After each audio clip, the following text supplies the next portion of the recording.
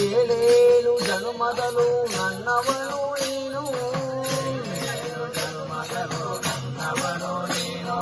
ನಿನ್ನ ಪಾದಧೂಳು ಎಂದೆಂದು ನಾನು ನನ್ನ ದೇವ ನೀನು ನಿನ್ನ ದಾಸ ನಾನು ಕಂಡೆ ನಾನು ಸದಾ ಶಿವನ ಸನಿಹದಲ್ಲಿ ಎಲ್ಲ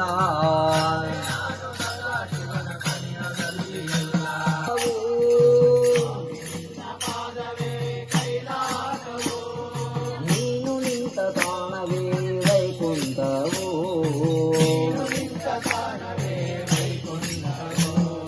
ನೀನು ನಿಂತ ತಾಣವೇ ವೈಕುಂಠವು